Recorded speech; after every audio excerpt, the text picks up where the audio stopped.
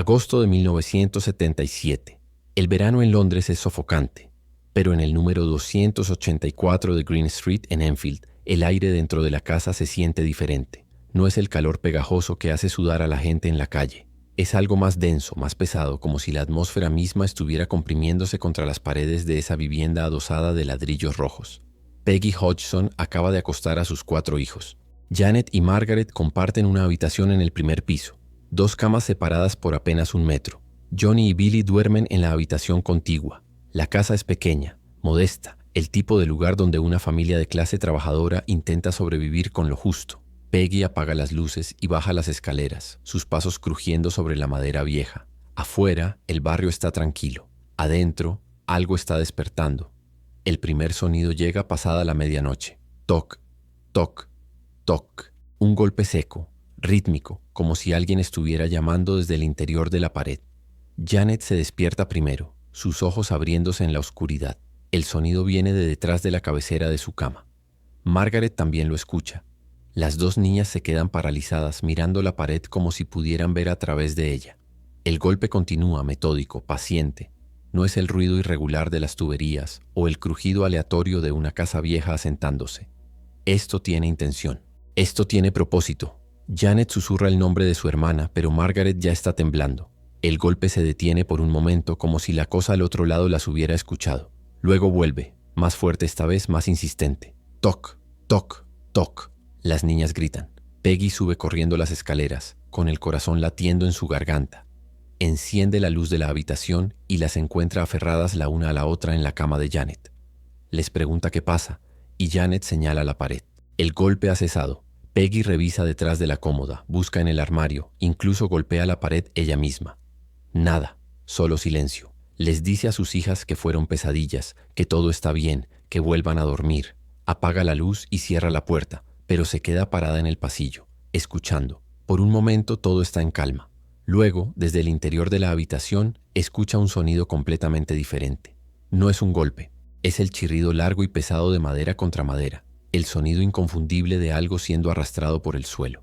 Las niñas gritan de nuevo. Peggy abre la puerta de golpe y enciende la luz. La cómoda, un mueble pesado de roble macizo que Peggy apenas puede mover cuando empuja con todas sus fuerzas, se ha desplazado más de medio metro. Está ahora bloqueando la puerta, inclinada en un ángulo imposible, como si algo la hubiera empujado desde adentro de la pared. Las gavetas están abiertas, su contenido esparcido por el suelo. Janet y Margaret están todavía en la cama, sus rostros blancos como papel. Peggy siente que el aire se le escapa de los pulmones. No hay forma lógica de explicar esto. La cómoda es demasiado pesada. Las niñas no pudieron haberla movido y aunque lo hubieran hecho, ¿por qué? ¿Para qué? Intenta empujarla de vuelta a su lugar, pero el mueble está extrañamente pesado, como si algo invisible estuviera resistiendo. Finalmente logra moverla lo suficiente para cerrar la puerta. Esa noche ninguno de ellos duerme. Peggy se sienta en el pasillo con la luz encendida, escuchando cada crujido, cada suspiro de la casa. Las niñas permanecen despiertas en sus camas, mirando el techo, esperando el próximo golpe. Pero no llega. La casa se queda en silencio, un silencio que se siente más amenazante que cualquier ruido. Es el silencio de algo esperando, observando, planeando su próximo movimiento. Cuando amanece, Peggy intenta convencerse de que fue un evento aislado, una anomalía que no se repetirá.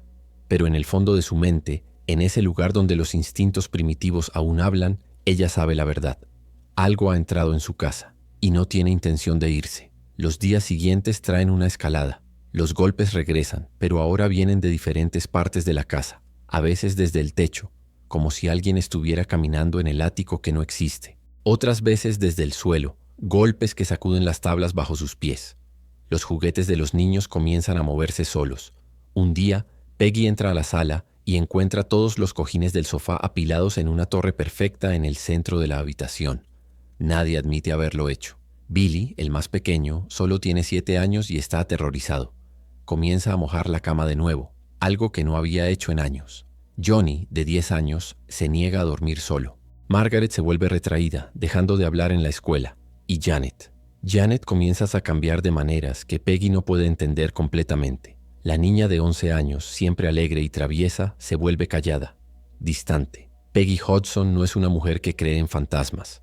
Fue criada en una familia práctica, de clase trabajadora, donde los problemas se resolvían con trabajo duro y sentido común. Pero ahora se encuentra enfrentando algo que desafía todo su sistema de creencias. Su matrimonio acaba de terminar. Su exmarido se fue hace apenas unos meses, dejándola sola para criar a 4 hijos con un presupuesto ajustado. No tiene tiempo para lo sobrenatural. No tiene dinero para mudarse. Esta casa en Green Street es todo lo que tiene, y ahora se está convirtiendo en una prisión. Intenta hablar con los vecinos, pero la mayoría la miran con escepticismo cuando menciona muebles que se mueven solos. Una vecina sugiere que los niños están actuando, buscando atención después del divorcio. Otra le dice que rece más, pero Peggy sabe lo que vio. Ella misma empujó esa cómoda de vuelta a su lugar. Ella escuchó los golpes. Esto no es imaginación. Esto no son niños jugando. La situación alcanza un punto de quiebre una noche de finales de agosto. Peggy está en la cocina preparando té cuando escucha un grito agudo desde arriba. Corre escaleras arriba y encuentra a Janet de pie en el pasillo, temblando violentamente. La niña señala su habitación. Peggy entra y ve algo que la deja helada. La cama de Janet está completamente volcada, el colchón contra la pared, las sábanas enredadas en el suelo. Pero eso no es lo peor. En la pared sobre donde solía estar la cabecera de la cama hay marcas de arañazos, profundas, irregulares, como si algo con garras hubiera intentado abrirse paso a través del yeso.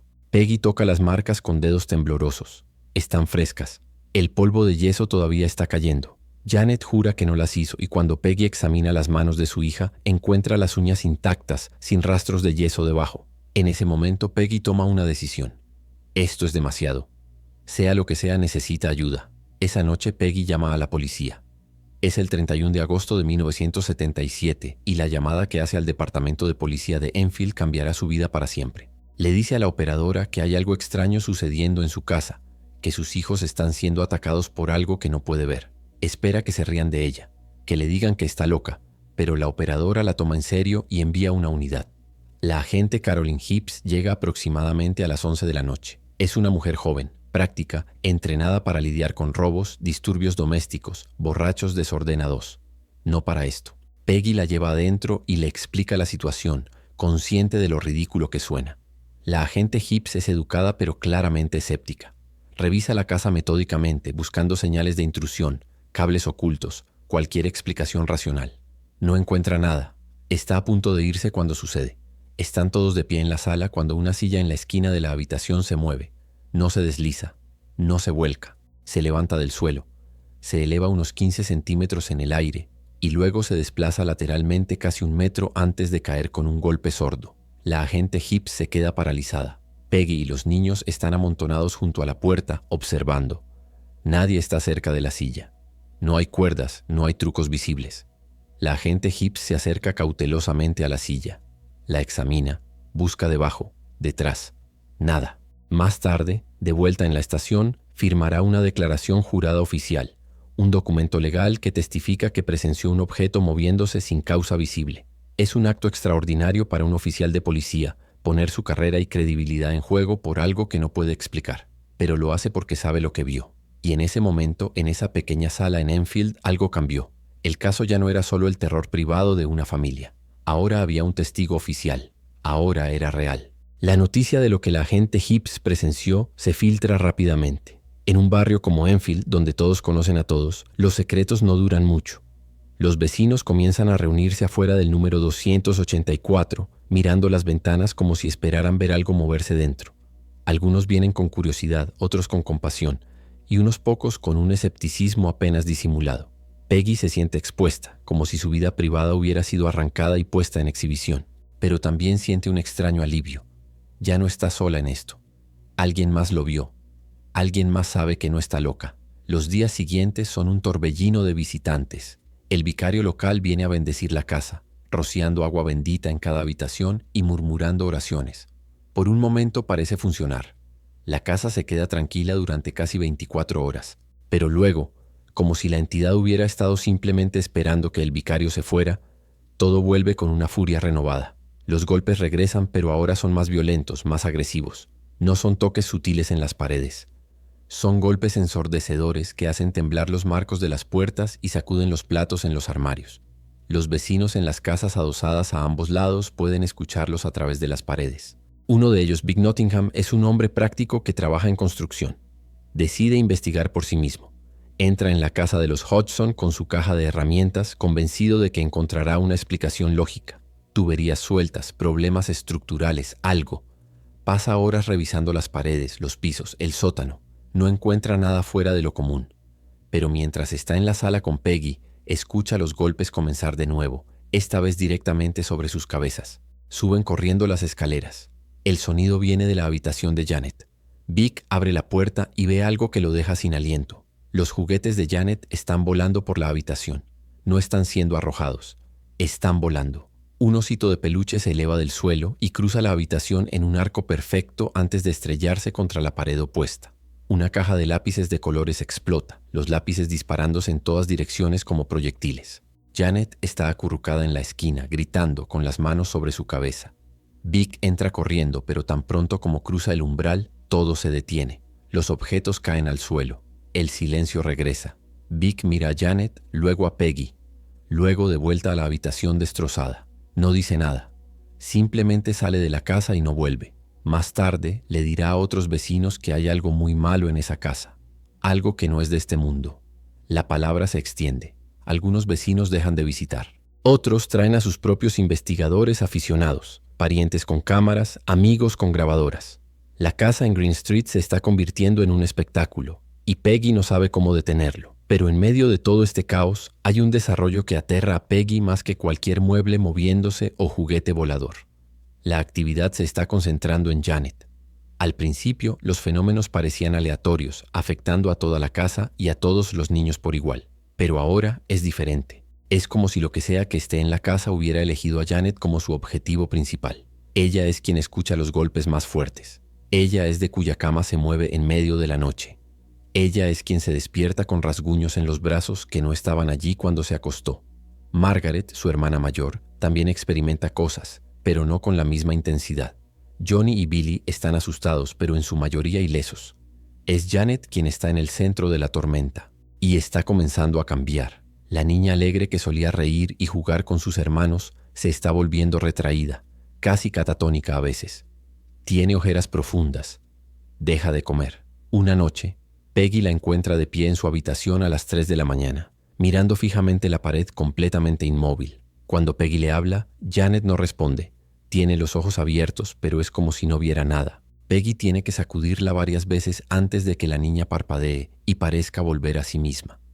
Janet no recuerda haberse levantado de la cama. No recuerda pararse frente a la pared. Esto asusta a Peggy más que cualquier fenómeno físico. Está perdiendo a su hija. Lo que sea que esté en la casa no solo está moviendo objetos. Está alcanzando a Janet, metiéndose dentro de su mente. Y Peggy no tiene idea de cómo detenerlo. Es en este contexto de creciente desesperación que la Sociedad de Investigación Psíquica se entera del caso. Alguien, uno de los muchos visitantes de la casa, contacta a la organización y les habla sobre los eventos extraordinarios en Enfield. La Sociedad de Investigación Psíquica, conocida como SPR, es una de las organizaciones más antiguas y respetadas dedicadas al estudio de fenómenos paranormales. Fundada en 1882, ha investigado miles de casos a lo largo de las décadas, la mayoría de los cuales han sido desacreditados como fraudes o malentendidos, pero de vez en cuando encuentran un caso que no pueden explicar fácilmente.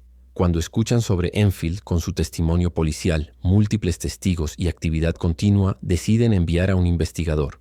El hombre que asignan es Maurice Grosse. Es inventor, empresario retirado, miembro de la SPR desde hace décadas. Pero lo que realmente lo impulsa a este caso no es el interés científico, es el dolor personal. Su hija Janet murió en un accidente de motocicleta hace solo un año.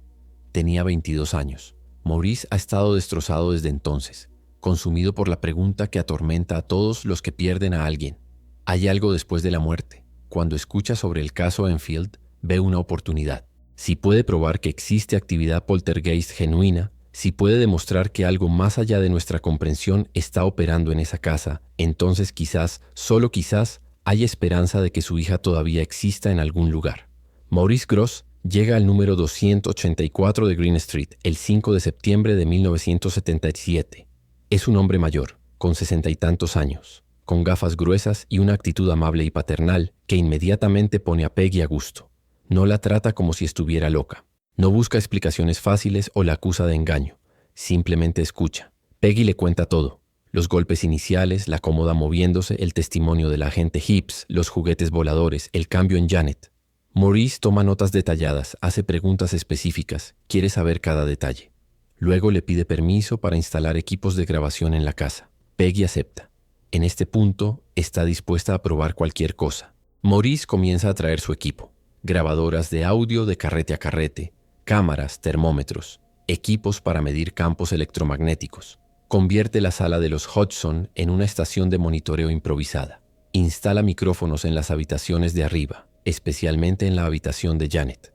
Las grabadoras funcionarán las 24 horas, capturando cada sonido que ocurra en la casa. También comienza a llevar un diario meticuloso, documentando cada incidente, cada anomalía, cada testimonio. Maurice no está solo por mucho tiempo.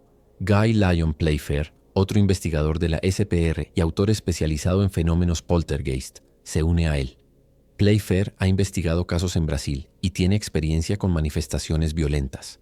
Los dos hombres forman un equipo, turnándose para monitorear la casa, a veces quedándose hasta altas horas de la noche, esperando que algo suceda. No tienen que esperar mucho. La primera noche que Maurice duerme en la casa, es despertado por un golpe masivo que sacude toda la estructura. Corre escaleras arriba y encuentra a Janet de pie en el pasillo, temblando. Le dice que algo la arrojó de la cama. Maurice revisa la habitación y encuentra el colchón de Janet en el suelo, a más de 2 metros de donde debería estar el marco de la cama. Revisa las grabadoras. Están funcionando. Rebobina la cinta y escucha. En la grabación puede escuchar claramente a Janet durmiendo, su respiración lenta y constante. Luego hay un sonido como una ráfaga de viento, seguido de un golpe fuerte y el grito de Janet. No hay sonido de ella levantándose, no hay sonido de ella empujando el colchón. Solo el impacto. Maurice siente un escalofrío recorrer su espina dorsal. Esto es real. Está sucediendo. Durante las siguientes semanas, Maurice y Guy documentan una letanía de fenómenos. Graban cientos de horas de audio. Capturan golpes, raspados, el sonido de objetos cayendo y algo más. Voces. Al principio son solo susurros, apenas audibles por encima del ruido de fondo, pero se vuelven más fuertes, más claras, y no suenan como niños jugando, suenan como algo más.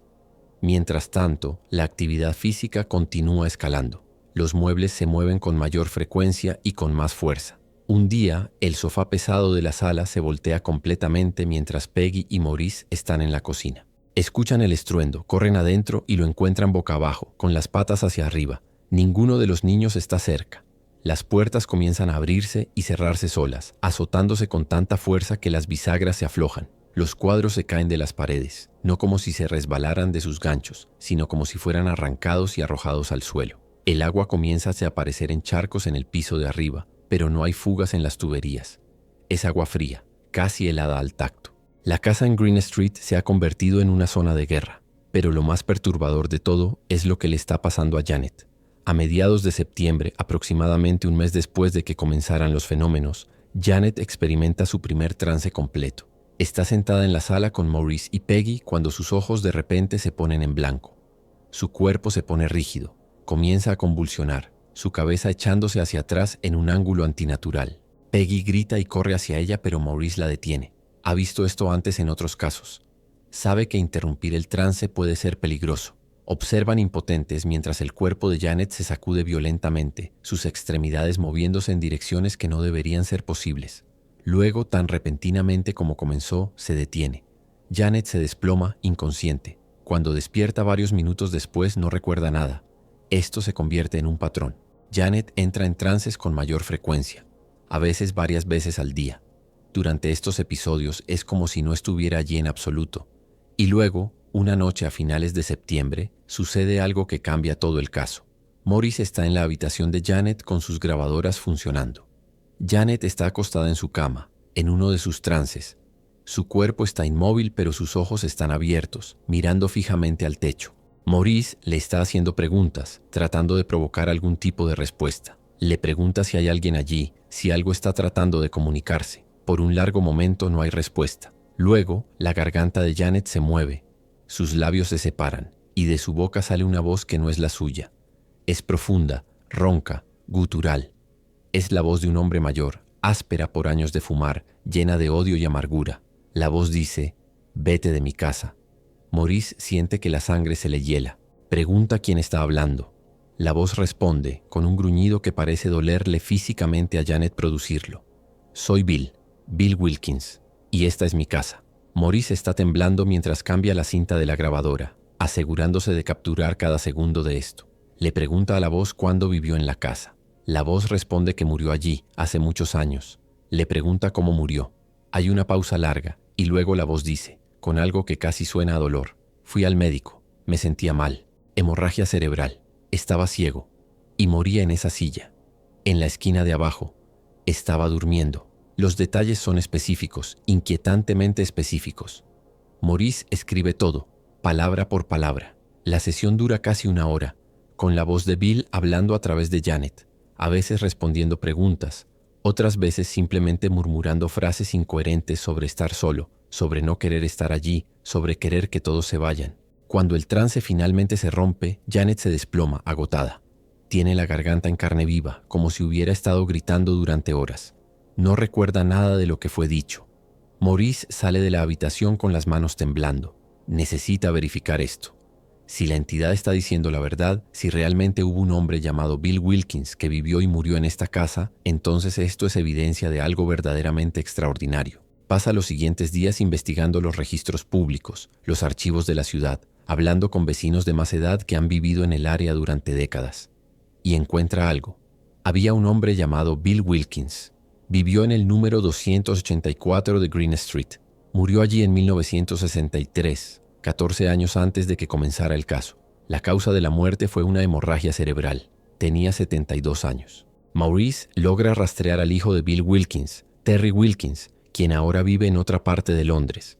Cuando Maurice lo contacta y le reproduce la grabación de la voz, Terry se queda pálido. Confirma que esa es la voz de su padre. Confirma los detalles. Su padre tenía problemas de salud, estuvo parcialmente ciego en sus últimos años y murió sentado en una silla en la esquina de la sala. Terry no puede explicar cómo una niña de 11 años podría saber estos detalles. Los Hodgson se mudaron a la casa años después de la muerte de Bill Wilkins. No hay forma de que Janet pudiera haber conocido a ese hombre. No hay forma de que pudiera conocer los detalles íntimos de su muerte. Y ciertamente no hay forma de que pudiera imitar su voz con tanta precisión. Maurice tiene su prueba. Esto no es un juego. Esto no es imaginación. Algo está hablando a través de Janet Hodgson y afirma ser el espíritu de un hombre muerto. La noticia de la voz se extiende rápidamente. Guy Lyon Playfair, que inicialmente había sido cauteloso, ahora está convencido de que están presenciando un fenómeno genuino.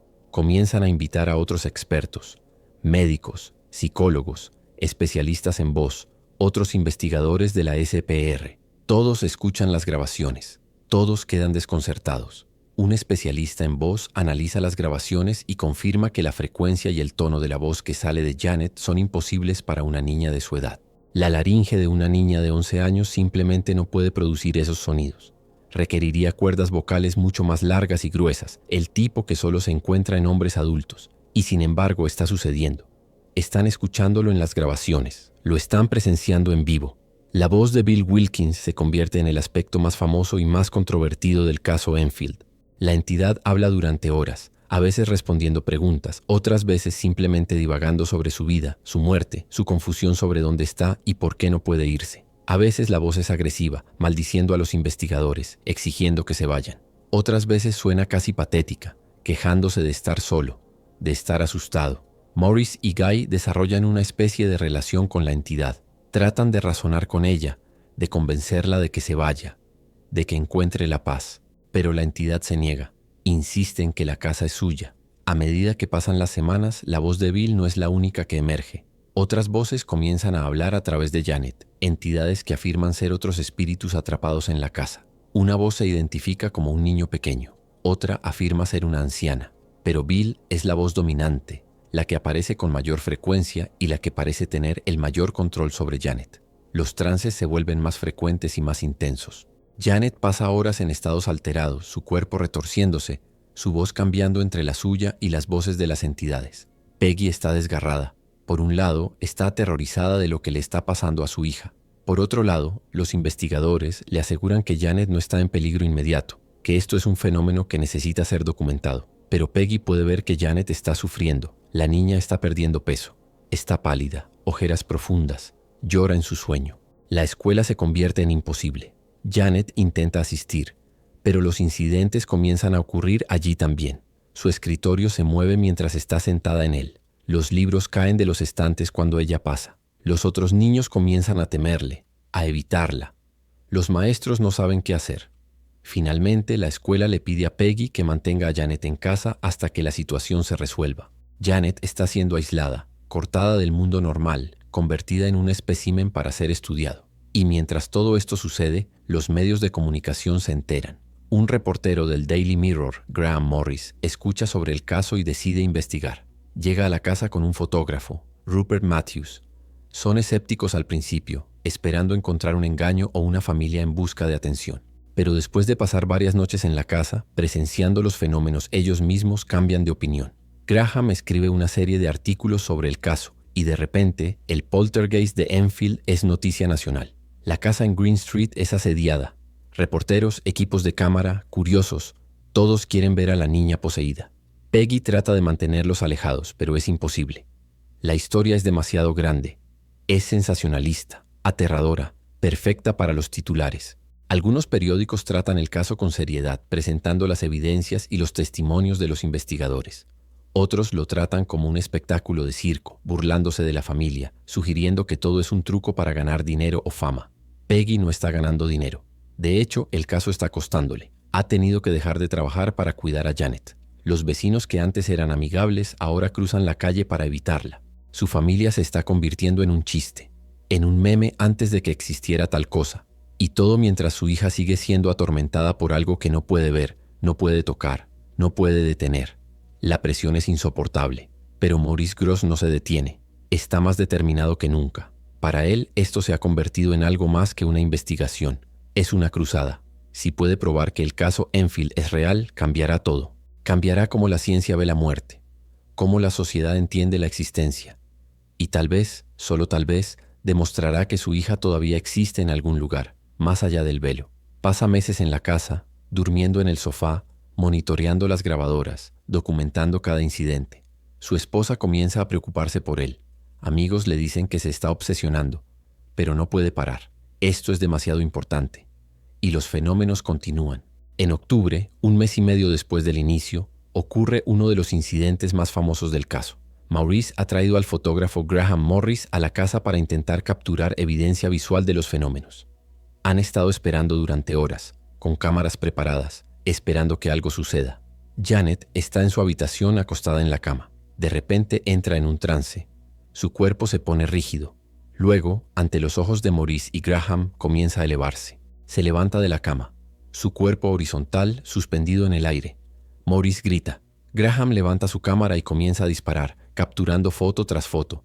El cuerpo de Janet se mueve por la habitación flotando, antes de ser arrojado violentamente contra la pared opuesta. Cae al suelo con un golpe que hace temblar la casa.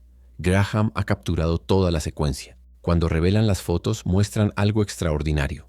Janet suspendida en el aire, claramente no tocando la cama, su cuerpo en una posición que desafía la gravedad. Las fotos se publican en el Daily Mirror y causan sensación. Para los creyentes es la prueba definitiva. Para los escépticos es evidencia de un engaño elaborado. Argumentan que Janet simplemente saltó de la cama y que las fotos capturaron el momento en que estaba en el aire. Pero Graham insiste en que lo que vio no fue un salto, fue una levitación.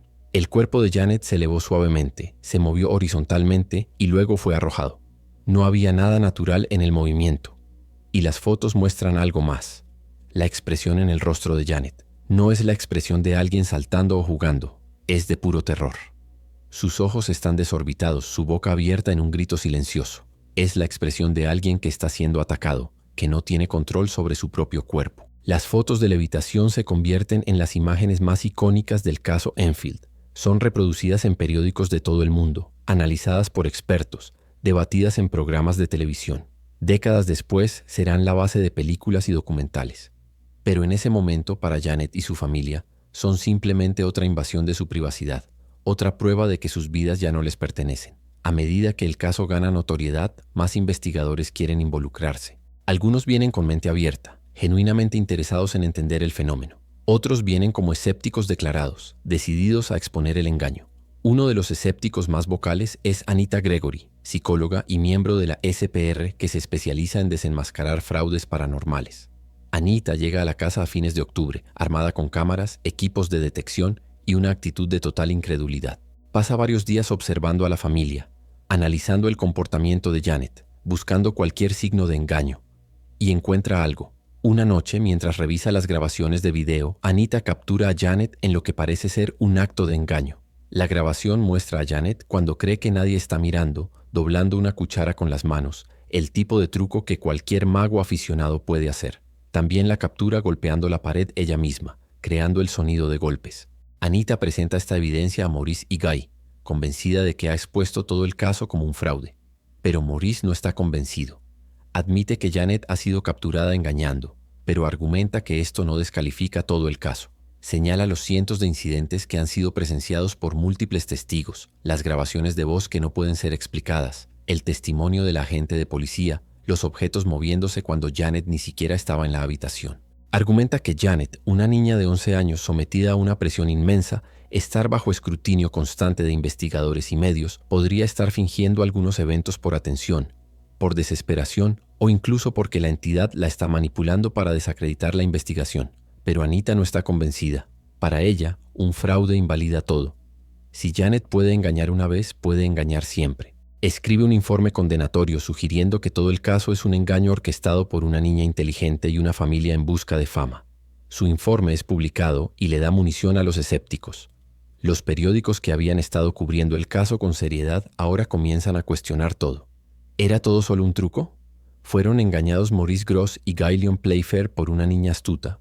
La controversia divide a la comunidad paranormal. Algunos miembros de la SPR apoyan a Anita, argumentando que el caso debería ser cerrado como no probado. Otros defienden a Maurice, señalando que el engaño ocasional no explica la totalidad de los fenómenos. La familia Hodgson queda atrapada en el medio. Peggy está furiosa de que alguien acuse a su hija de orquestar todo esto. Ve el sufrimiento de Janet cada día. Ve las marcas en su cuerpo, las ojeras, las pesadillas. Esto no es un juego para Janet. Esto es una tortura. Pero ahora, cada vez que algo sucede, la pregunta está ahí. ¿Es real o es Janet? La confianza se erosiona. Noviembre y diciembre de 1977 traen un frío amargo a Londres y con él una escalada final de actividad. Es como si la entidad supiera que está siendo cuestionada y decidiera probar su existencia de la manera más violenta posible. Los incidentes se vuelven más peligrosos. Janet no es solo arrojada de la cama, es arrojada contra paredes con suficiente fuerza para dejar marcas. Aparecen moretones en su cuerpo, grandes hematomas oscuros en formas que no corresponden a golpes accidentales. Un médico que examina a Janet dice que algunos de los moretones parecen marcas de manos, dedos apretando su carne, pero nadie la está tocando. Margaret, su hermana, también experimenta una escalada. Una noche es arrastrada fuera de su cama por algo invisible, sus gritos despertando a toda la casa. Peggy corre adentro y encuentra a Margaret en el suelo, siendo arrastrada hacia la puerta por una fuerza que no puede ver. Peggy agarra a su hija y tira, pero es como si algo estuviera tirando del otro lado, una tira y afloja invisible. Finalmente, lo que sea que estaba sujetando a Margaret la suelta y la niña se desploma en los brazos de su madre sollozando. Tiene marcas de arrastre en las piernas, quemaduras de fricción de ser jalada por el suelo. Johnny y Billy, los hermanos menores, están tan aterrorizados que se niegan a dormir solos. Se amontonan en la habitación de Peggy, los 4 niños y la madre apretados en una cama, las luces encendidas esperando el amanecer. La casa ya no se siente como un hogar. Se siente como una prisión, una trampa de la que no pueden escapar. Peggy considera mudarse, pero ¿a dónde? No tiene dinero para otro lugar. Y los servicios sociales están empezando a hacer preguntas. Algunos funcionarios gubernamentales sugieren que los niños deberían ser sacados de la casa, colocados en cuidado temporal hasta que la situación se resuelva. Peggy está aterrorizada de perder a sus hijos. Esto la mantiene cooperando con los investigadores, esperando que encuentren una solución. Maurice y Guy están trabajando incansablemente. Han contactado a todo tipo de expertos: exorcistas, médiums, físicos, psicólogos. Algunos intentan ayudar. Un médium viene e intenta comunicarse con Bill Wilkins, rogándole que se vaya, que encuentre la luz. Por un breve momento parece funcionar. La entidad habla a través de Janet, su voz sonando confundida, casi infantil. Dice que no sabe cómo irse, que está atrapado.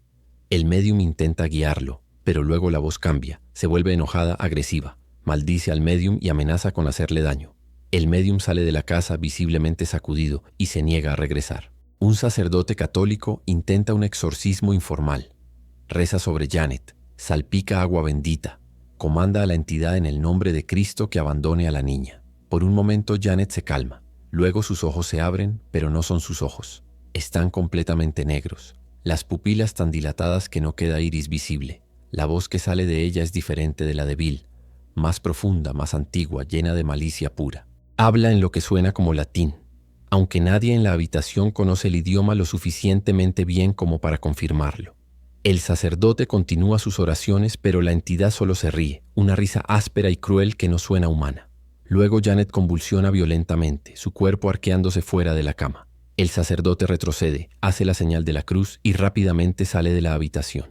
Le dice a Peggy que hay algo en esa casa, pero está más allá de su habilidad para lidiar con ello. Necesitan un exorcista completo, alguien con autorización de la iglesia. Pero cuando Peggy contacta a la diócesis, le dicen que el exorcismo no es algo que hacen a la ligera. Requiere investigaciones exhaustivas, aprobación de los niveles más altos de la iglesia. Y con toda la controversia en torno al caso, la publicidad negativa, la iglesia no quiere involucrarse. Peggy está sola. Durante este tiempo, las grabaciones de audio continúan acumulándose. Maurice tiene cientos de horas de cinta, documentando cada gemido, cada grito, cada palabra hablada por las entidades. Algunas de las grabaciones son casi imposibles de escuchar, no por la calidad, sino por el contenido. En una grabación particularmente inquietante, la voz de Bill describe su muerte con un detalle gráfico. Habla sobre el dolor en su cabeza, la sangre que sentía goteando dentro de su cráneo, la sensación de ceguera cerrándose sobre él. Describe cómo llamó a ayuda pero nadie vino, cómo murió solo, asustado, confundido, y luego describe lo que vino después, la oscuridad, la sensación de estar atrapado, la rabia que creció en él al darse cuenta de que no podía irse, que estaba condenado a permanecer en la casa para siempre. Es un relato desgarrador. Y si es genuino, si realmente es el espíritu de Bill Wilkins hablando, entonces pinta un retrato de la muerte que es aterrador. Pero las grabaciones también capturan algo más, algo que los investigadores inicialmente no notan. En el fondo de algunas grabaciones, detrás de la voz de Bill hay otros sonidos, susurros, risas, a veces lo que suena como múltiples voces hablando a la vez. Cuando estas secciones son aisladas y amplificadas, los investigadores se dan cuenta de que hay más de una entidad en la casa. Bill puede ser la voz dominante, pero no está solo. Algo más está allí, algo que no se identifica, que no habla directamente, pero que está siempre presente acechando en el fondo. Esto aterroriza a Maurice y Guy. Si hay múltiples entidades, ¿cuántas hay? ¿Qué quieren? Y lo más importante, ¿por qué Janet? A medida que profundizan en la investigación, una teoría comienza a formarse. Janet está en la pubertad, un momento de inmensos cambios hormonales y psicológicos. Muchos casos de poltergeist en la historia han centrado en adolescentes, particularmente niñas. Algunos investigadores teorizan que la energía psíquica liberada durante la pubertad puede, en circunstancias raras, manifestarse físicamente, creando los fenómenos poltergeist. Pero esto no explica las voces, los conocimientos específicos de Bill Wilkins, los múltiples testigos. Otros teorizan que Janet es un conducto, que su estado psicológico vulnerable después del divorcio de sus padres, combinado con los cambios pubertarios, ha abierto de alguna manera una puerta, permitiendo que entidades del otro lado se comuniquen a través de ella. Maurice prefiere esta teoría. Encaja con su deseo de creer que hay vida después de la muerte, que los espíritus existen y pueden interactuar con el mundo físico. Pero Guy es más cauteloso. Ha visto demasiados casos que parecían genuinos solo para ser desacreditados. Admite que está asombrado por los fenómenos, que no puede explicarlos, pero también se niega a hacer afirmaciones definitivas. El debate continúa entre ellos, pero los fenómenos no esperan a que lleguen a una conclusión. A medida que 1977 llega a su fin, el caso Enfield está en su apogeo. Es el tema de conversación en pubs, en lugares de trabajo, en escuelas de todo Reino Unido. Todos tienen una opinión. Algunos creen fervientemente, apuntando a las pruebas, los testimonios, las grabaciones. Otros se burlan, convencidos de que es todo un engaño. Programas de televisión debaten el caso. Expertos son traídos para discutir la evidencia. El caso Enfield se ha convertido en algo más grande que los Hodgson, más grande que Maurice Grosse. Se ha convertido en un fenómeno cultural, un punto de referencia en la eterna lucha entre ciencia y creencia, escepticismo y fe. Pero en el centro de todo esto hay una niña que solo quiere que todo se detenga, que quiere recuperar su vida normal, que está siendo desgarrada por fuerzas que no entiende. Y mientras el mundo debate si lo que le está pasando es real o falso, Janet Hodgson simplemente quiere dormir una noche sin terror. Eso es todo. El invierno de 1978 cae sobre Londres con un frío tenaz, envolviendo el barrio de Enfield en una calma tensa. Dentro de la casa de los Hodgson, la actividad paranormal comienza a menguar, pero el daño está hecho. Janet, Margaret, Johnny y Billy están exhaustos, fragmentados por meses de terror constante. Peggy se mueve como una sombra por los pasillos, los ojos siempre vigilantes, esperando un último sobresalto. Un día, sin aviso, todo se detiene. Los golpes, las voces, la levitación, los objetos volando. Desaparecen, como si una niebla densa se disipara de repente. No hay explicación, ni cierre, solo silencio. Es un silencio que nadie en la familia recibe con alivio absoluto. Es el tipo de calma que parece precaria, temporal, como el ojo de un huracán. La familia trata de reconstruir sus vidas, pero ¿cómo se retoma la normalidad después de haber sido cautivo de lo inexplicable? Janet intenta volver a la escuela, pero es tratada como una paria. Los rumores la acompañan. La niña de la voz del muerto, la niña que volaba por la habitación. Margaret y los hermanos menores son igualmente marcados. El apellido Hodgson se convierte en sinónimo de lo sobrenatural local. Los servicios sociales finalmente se retiran, convencidos de que los niños están lejos de peligro inmediato, aunque nunca pudieron explicar del todo lo sucedido. Peggy consigue un trabajo a tiempo parcial mientras observa a sus hijos por cualquier señal de recaída. Las huellas del ataque paranormal permanecen en la casa. Marcas de arañazos en las paredes, muebles con abolladuras, zonas donde el aire se siente más frío de lo normal. Por las noches, aun con la calma, la familia siente la opresión sutil de la vigilancia, como si la casa misma aún tuviera ojos. Las pesadillas se vuelven frecuentes, especialmente para Janet. Sueña con la voz de Bill Wilkins, con el sonido de muebles moviéndose, con el frío y el olor a mojo. Despertar se ha vuelto una tarea. Cada día es una batalla por creerse a salvo. En el mundo exterior, el caso Enfield adquiere vida propia. Los investigadores siguen debatiendo los detalles y las ambigüedades. Maurice Grosse y Guy Lyon Playfair publican sus reportes insistiendo en la autenticidad de los fenómenos. Anita Gregory y otros escépticos contrarrestan con pruebas de fraude, grabaciones de los intentos deliberados de engaño por parte de Janet. El debate nunca se resuelve. Los documentales, libros y futuras películas convierten la experiencia de los Hodgson en leyenda. En los años siguientes, Janet intentará distanciarse del caso, pero la fama oscura de Enfield la persigue a cada paso. La casa, el número 284, no es abandonada. Otros residentes ocupan el lugar después de los Hodgson. Una pareja joven compra la propiedad convencida de que todo fue un invento mediático. Pero ellos también reportan sonidos inexplicables, objetos moviéndose, sensación de ser observados. El estigma de Enfield se adhiere al inmueble como una sombra perpetua. Los curiosos pasean por la acera, toman fotografías, preguntan a los nuevos vecinos si todavía hay actividad. Algunos incluso intentan pasar la noche en la casa, buscando experimentar el terror en carne propia. La mayoría se va antes del amanecer, alegando sentir algo en el ambiente. Janet, ya adulta, concede raras entrevistas. En ellas admite haber exagerado algunos incidentes, pero insiste en que la mayoría fue real y fuera de su control. Relata cómo, tras el final de los fenómenos, la familia nunca volvió a ser igual. Los traumas pusieron distancia entre ella y Peggy. La madre nunca volvió a confiar plenamente en ninguna autoridad, convencida de que todos los medios querían explotar el sufrimiento de su familia. Margaret rechazó toda relación con lo paranormal, evitando cualquier mención al caso.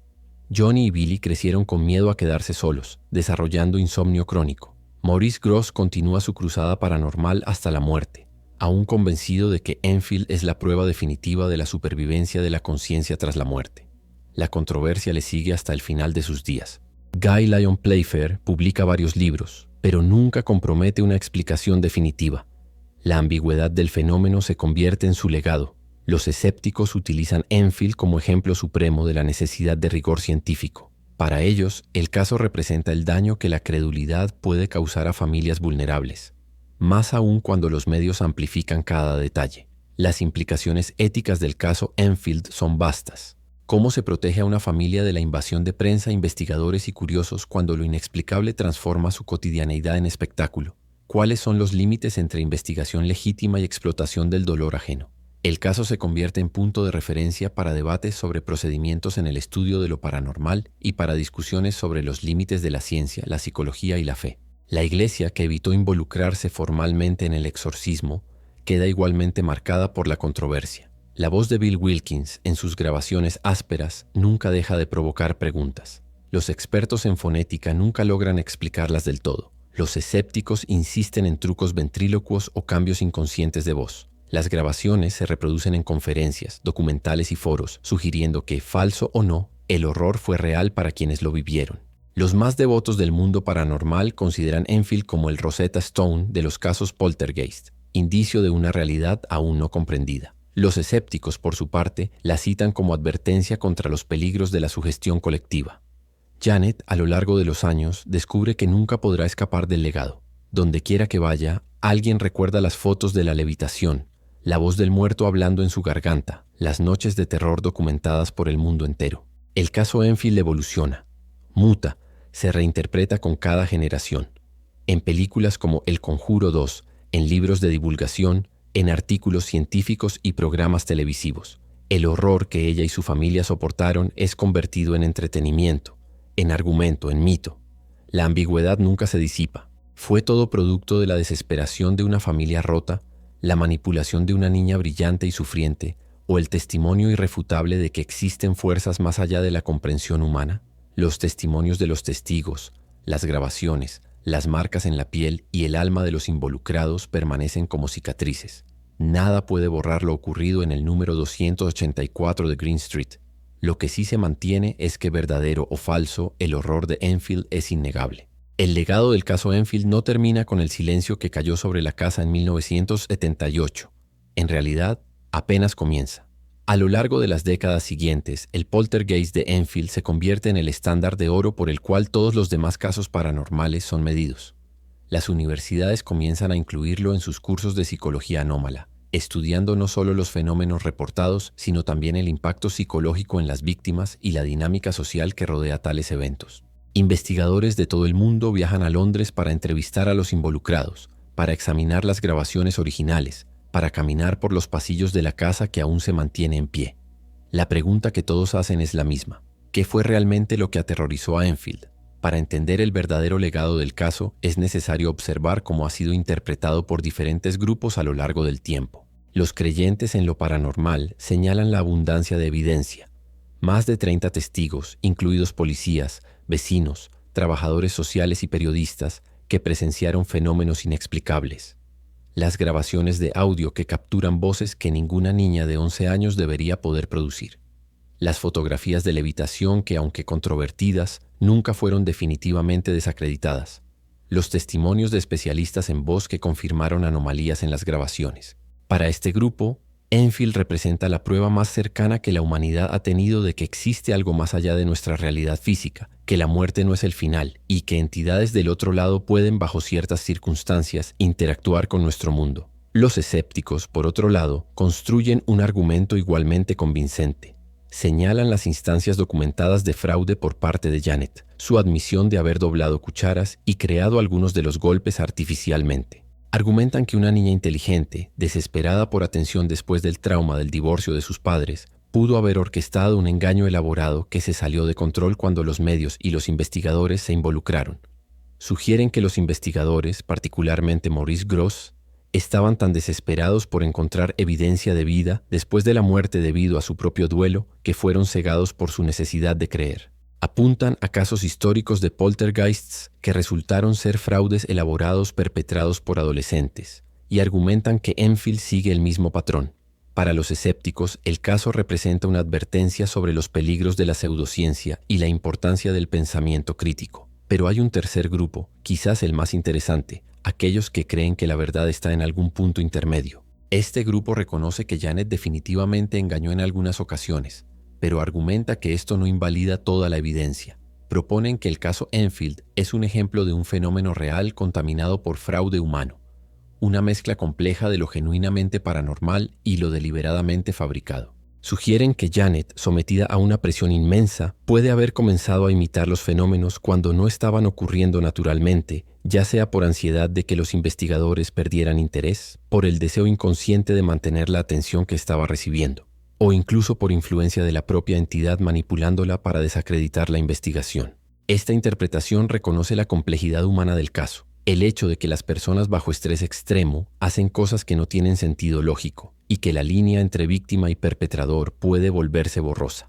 Las implicaciones culturales del caso son vastas. Enfield ha influido en incontables películas de terror, desde producciones de bajo presupuesto hasta grandes éxitos de taquilla como El Conjuro 2, que dramatiza los eventos con licencia creativa pero mantiene los elementos centrales del caso real. Ha inspirado novelas, series de televisión, podcasts de crímenes reales y documentales.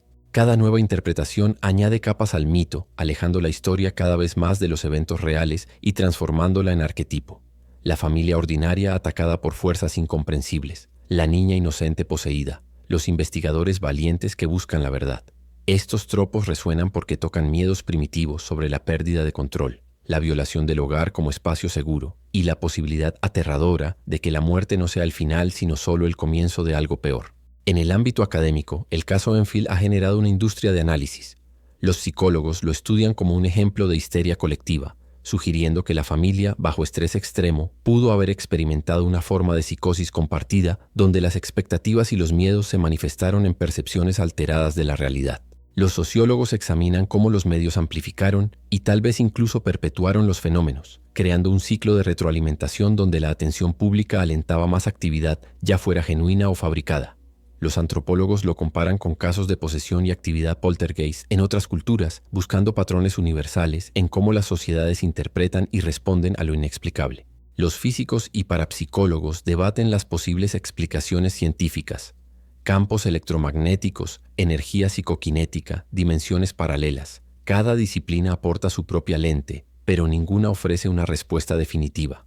Para la familia Hodgson, el legado es mucho más personal y mucho más doloroso.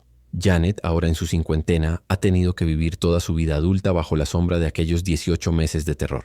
Ha sido acosada por creyentes que la ven como una santa o profeta, por escépticos que la acusan de ser una mentirosa y estafadora, y por curiosos mórbidos que simplemente quieren una parte de la historia. Ha intentado construir una vida normal, trabajos, relaciones, familia propia, pero Enfield siempre está allí, una presencia fantasmal en su historia personal que no puede exorcizar. En entrevistas raras habla con una mezcla de cansancio y resignación. Admite que mintió a veces, pero insiste en que la mayoría fue real, que algo la atacó, que no buscaba atención sino desesperadamente quería que todo terminara.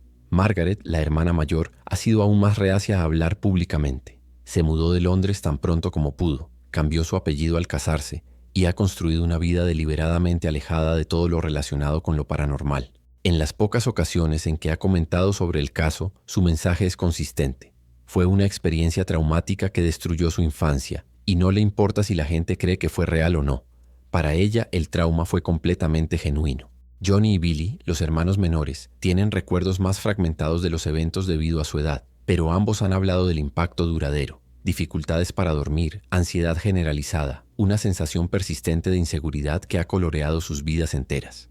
Peggy Hodgson, la matriarca que soportó la peor parte del caso al tener que proteger a sus hijos mientras era juzgada por el mundo, llevó las cicatrices hasta su muerte. En sus últimos años reflexionó sobre los eventos con una mezcla de confusión y dolor. Nunca supo con certeza qué creer. Presenció cosas que desafiaban toda explicación, pero también atrapó a su hija mintiendo. Fue simultáneamente víctima, testigo y objeto de sospecha.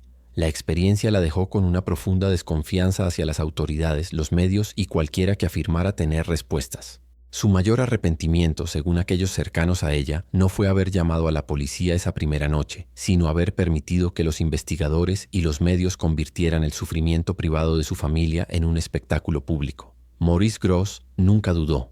Hasta su muerte en 2006, insistió en que el caso Enfield era genuino, que había presenciado fenómenos que no podían ser explicados por la ciencia convencional y que las pruebas de fraude ocasional no invalidaban la montaña de evidencia que había recopilado. Para Maurice, Enfield era su legado, la justificación de décadas dedicadas a la investigación paranormal. Pero sus críticos argumentan que su desesperación por probar la vida después de la muerte, después de perder a su hija, lo cegó a las señales de advertencia, que vio lo que quería ver y descartó lo que no encajaba en su narrativa.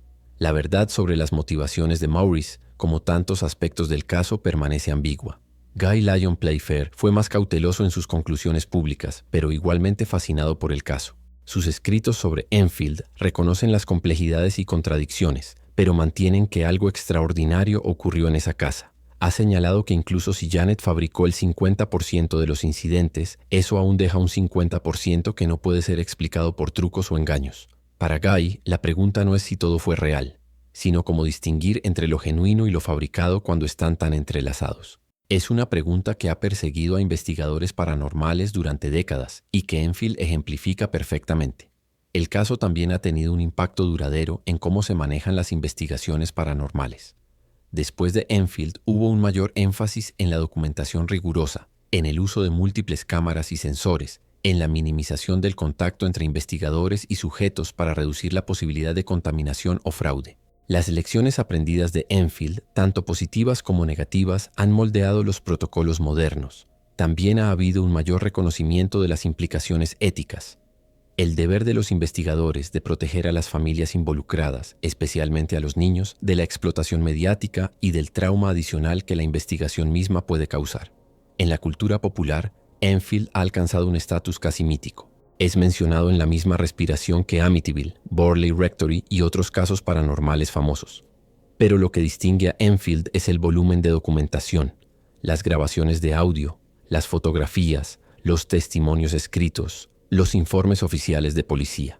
La mayoría de los casos paranormales históricos dependen de relatos de segunda o tercera mano, historias transmitidas a través de generaciones que se vuelven más elaboradas con cada recuento. Enfield, por contraste, tiene un archivo, evidencia tangible que puede ser analizada, debatida, reinterpretada. Esto lo hace único y en cierto modo más inquietante, porque la evidencia no resuelve el misterio sino que lo profundiza. La casa misma, el número 284 de Green Street, ha cambiado de manos varias veces a lo largo de las décadas. Cada nueva familia que se muda es advertida sobre la historia, y cada una debe decidir si cree en fantasmas o si está dispuesta a vivir con el estigma por el beneficio de un precio de compra reducido. Algunos residentes han reportado experiencias extrañas, sonidos inexplicables, sensaciones de frío repentino, la sensación de ser observados. Otros no han experimentado nada fuera de lo común y atribuyen los relatos anteriores a su gestión o al peso psicológico de conocer la historia de la casa. La casa se ha convertido en una especie de destino turístico no oficial, con entusiastas de lo paranormal haciendo peregrinaciones para tomar fotografías, realizar sesiones de espiritismo improvisadas en la acera o simplemente estar cerca del lugar donde ocurrió algo que pudo haber sido un encuentro genuino con lo sobrenatural. Las grabaciones de la voz de Bill Wilkins siguen siendo el aspecto más debatido y más escalofriante del caso. Los expertos en fonética que las han analizado están divididos. Algunos insisten en que es imposible que una niña produzca esos sonidos sin entrenamiento extenso o equipos de manipulación de voz, que no existían en 1977. Otros argumentan que bajo ciertas condiciones fisiológicas, estrés extremo, posibles daños a las cuerdas vocales por gritar, es teóricamente posible que Janet produjera una voz alterada, aunque admiten que la consistencia y duración de las vocalizaciones son extraordinarias. Los escépticos más duros sugieren que las grabaciones fueron manipuladas después del hecho, aunque no hay evidencia de edición en las cintas originales examinadas por técnicos independientes. Lo que nadie disputa es el impacto emocional de escuchar las grabaciones. La voz que emerge no suena como una imitación o un truco de fiesta. Suena genuinamente otra. Una intrusión de algo ajeno en la garganta de una niña. Escuchar a Bill describir su muerte, su confusión, su rabia, es profundamente perturbador, incluso para aquellos convencidos de que es un engaño. Y están las grabaciones donde Janet está claramente en angustia, gritando, rogando que algo se detenga, mientras la voz de Bill continúa hablando, superponiéndose sobre sus súplicas. Esos momentos capturados en cinta son imposibles de escuchar sin sentir, al menos incomodidad. Si es teatro, es un teatro brutal y convincente. Si es real, es evidencia de un horror inimaginable. El debate sobre Enfield también ha alimentado discusiones filosóficas más amplias sobre la naturaleza de la evidencia y la verdad. ¿Qué constituye prueba suficiente para aceptar algo como real, especialmente cuando desafía nuestra comprensión fundamental de cómo funciona el mundo? Si 30 personas testifican haber presenciado lo mismo, ¿en qué punto la experiencia compartida se convierte en realidad incluso si contradice las leyes conocidas de la física? Es posible que tanto los creyentes como los escépticos tengan razón, que estemos limitados por nuestros marcos de referencia y que la verdad del caso exista en algunas dimensión que ningún lado puede acceder completamente. Estas preguntas trascienden Enfield y tocan el corazón de cómo los humanos construyen conocimiento y significado en un universo que a menudo se niega a ofrecer respuestas claras. Para Janet Hodgson, ahora una mujer de mediana edad con su propia familia, El caso Enfield no es filosofía ni entretenimiento. Es su vida, o al menos 18 meses de ella que definieron todo lo que vino después. En entrevistas ha expresado sentimientos encontrados: orgullo de haber sobrevivido, resentimiento por el circo mediático, confusión sobre qué partes fueron reales y qué partes su mente puede haber distorsionado con el tiempo, y una tristeza persistente por la infancia que perdió. Ha dicho que lo más difícil no fue el fenómeno en sí, por aterrador que fuera, sino la falta de cierre. Nunca supo qué era lo que la atacaba. Nunca supo por qué comenzó o por qué se detuvo. Y nunca pudo escapar de las acusaciones de fraude, que la siguieron como una sombra, cuestionando su integridad cada vez que alguien descubría quién era. El legado de Enfield es, en última instancia, uno de ambigüedad irresoluble. Es un caso que ofrece suficiente evidencia para convencer a los creyentes de que lo sobrenatural es real, y suficientes inconsistencias para permitir a los escépticos descartarlo como fraude. Es un espejo de Rorschach en el que cada persona ve lo que sus predisposiciones les permiten ver. Pero más allá del debate sobre fantasmas y poltergeists, Enfield es una historia sobre una familia vulnerable que fue consumida por fuerzas más grandes que ellas mismas, ya sean sobrenaturales o sociales. Es una historia sobre el poder de los medios para transformar el trauma privado en espectáculo público. Es una historia sobre la búsqueda humana de significado frente a lo inexplicable y sobre cómo esa búsqueda puede tanto iluminar como cegar. Y es una advertencia sobre los costos de convertirse en el centro de algo que no se puede controlar ni comprender completamente, un recordatorio de que algunas historias, una vez iniciadas, nunca realmente terminan. Hoy, más de 40 años después de aquellos 18 meses de terror, el caso del poltergeist de Enfield sigue siendo uno de los fenómenos paranormales más documentados y debatidos de la historia. Las grabaciones originales de Maurice Grosse permanecen archivadas, disponibles para que investigadores y curiosos las escuchen y saquen sus propias conclusiones. La voz gutural de Bill Wilkins continúa resonando a través de las décadas, un eco perturbador que se niega a desvanecerse. Los testimonios de los testigos, desde la agente de policía Carolyn Hibbs hasta los vecinos que escucharon los golpes a través de las paredes, permanecen en los registros oficiales, declaraciones juradas que dan fe de que algo extraordinario ocurrió en aquella casa suburbana de Londres. Y las fotografías, especialmente aquellas que parecen capturar a Janet Hodgson suspendida en el aire, siguen siendo analizadas, ampliadas, debatidas por expertos en fotografía, escépticos y creyentes por igual. Pero más allá de toda la evidencia física, más allá de las grabaciones y las fotografías y los testimonios, lo que persiste es algo más intangible y más profundo: el horror humano de la experiencia. Una familia ordinaria, lidiando con el dolor de un divorcio, tratando de sobrevivir con recursos limitados, fue arrojada repentinamente a una pesadilla de la que no podían despertar. 4 niños perdieron su sentido de seguridad, ese sentimiento fundamental de que el hogar es un lugar seguro. Una madre fue forzada a ver impotente cómo sus hijos eran atacados por algo que no podía ver, no podía tocar, no podía detener. Y una niña de 11 años se convirtió en el epicentro de un fenómeno que la convertiría para siempre en un enigma viviente, atrapada entre la compasión de aquellos que creen que fue una víctima genuina y el desdén de aquellos convencidos de que fue una estafadora. La pregunta que el caso Enfield plantea no es solo si los fantasmas existen, es más profunda y más inquietante.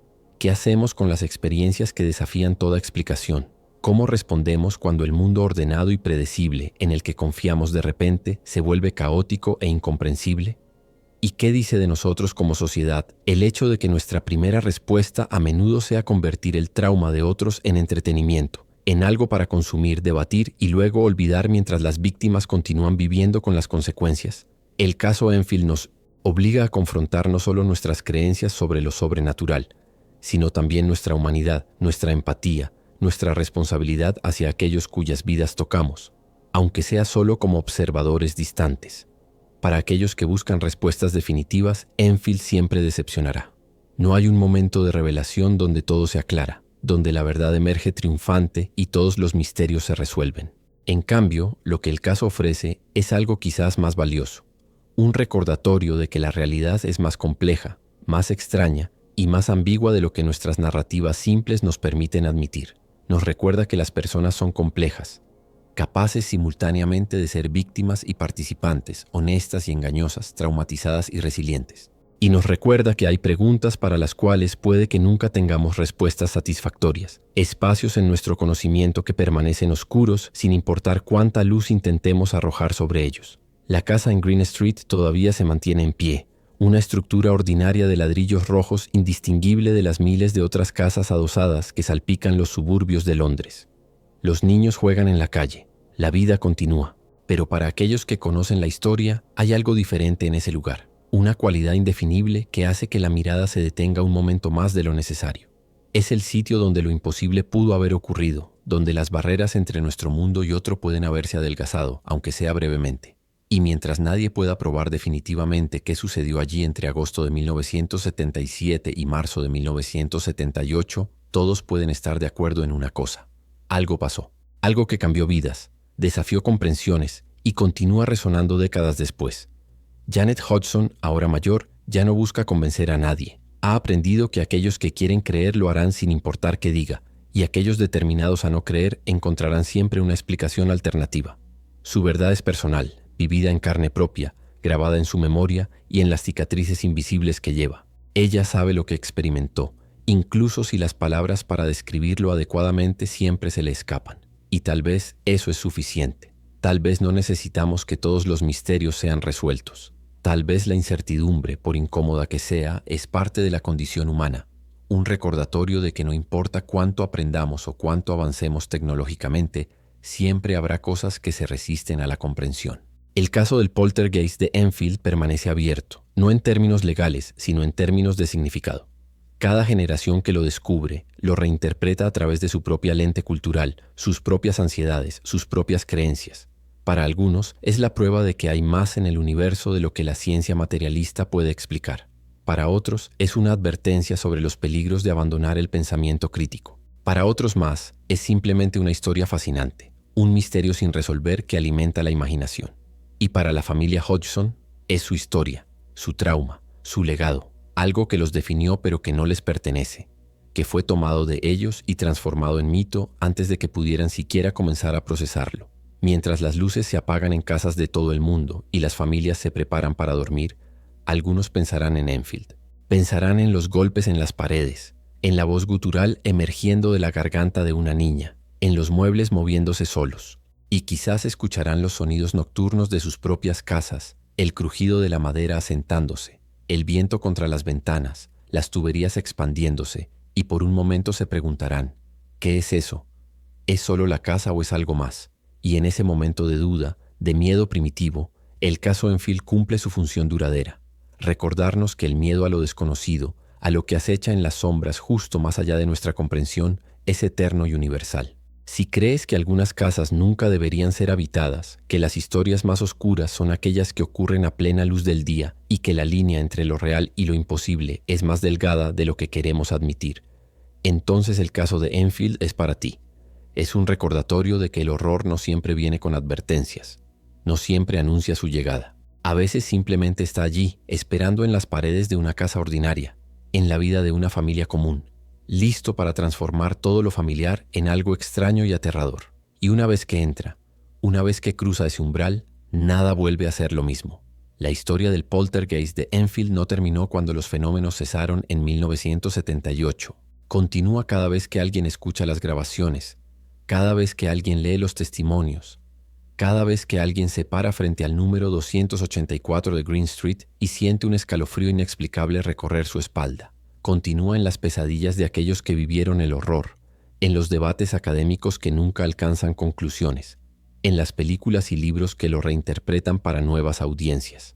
El caso vive porque toca algo fundamental en la psique humana, nuestro miedo a lo desconocido, nuestro deseo de entender lo inexplicable, y nuestra fascinación mórbida con el sufrimiento de otros. Es una historia que se niega a morir porque en el fondo todos queremos saber, podría pasarme a mí, y esa es la verdad más aterradora del caso Enfield. No es si los fantasmas son reales o si Janet mintió.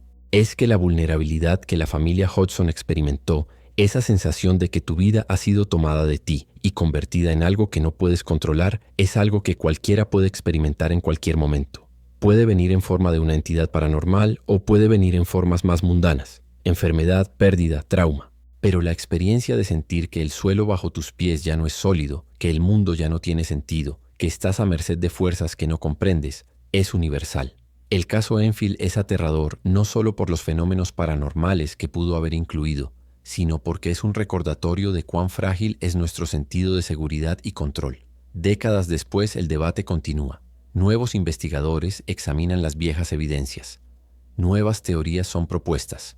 Nuevas tecnologías son aplicadas a las grabaciones antiguas. Pero la respuesta definitiva permanece elusiva, danzando justo fuera de alcance, burlándose de nuestros esfuerzos por capturarla. Y tal vez eso es apropiado. Tal vez algunas historias están destinadas a permanecer sin resolver, existiendo en ese espacio liminal entre lo conocido y lo desconocido, desafiándonos a confrontar los límites de nuestra comprensión. El caso del poltergeist de Enfield es una de esas historias, un enigma envuelto en misterio, ocultado en terror y preservado en la memoria colectiva de aquellos que se atreven a preguntar ¿qué fue lo que realmente aterrorizó a Enfield? Si este relato te ha hecho cuestionar lo que creías saber sobre la realidad, si te ha dejado con un escalofrío persistente, si te encuentras escuchando más atentamente los sonidos nocturnos de tu propia casa, entonces has experimentado una fracción de lo que la familia Hodgson vivió durante aquellos 18 meses interminables. Y si crees que estas historias deben ser contadas, que los misterios sin resolver merecen ser explorados, que el horror más profundo es aquel que no podemos explicar completamente, entonces deja tu like, suscríbete y activa las notificaciones. Porque hay más historias como Enfield, más casos que desafían la explicación, más momentos en que lo imposible se volvió terriblemente real. Y todas ellas están esperando ser contadas a aquellos lo suficientemente valientes como para escuchar. El fantasma de Enfield todavía aterroriza, no porque haya pruebas definitivas de su existencia, sino porque la pregunta que plantea, la duda que siembra, nunca puede ser completamente erradicada. Y en la oscuridad, cuando estás solo y escuchas un sonido que no puedes identificar, esa duda crece, se expande, se convierte en miedo. Y en ese momento, el caso de Enfield cobra vida de nuevo, no como historia, sino como posibilidad, como advertencia, como recordatorio de que hay cosas en este mundo o más allá de él que nunca comprenderemos completamente. Y eso, más que cualquier evidencia o testimonio, es lo que hace que Enfield sea verdaderamente aterrador.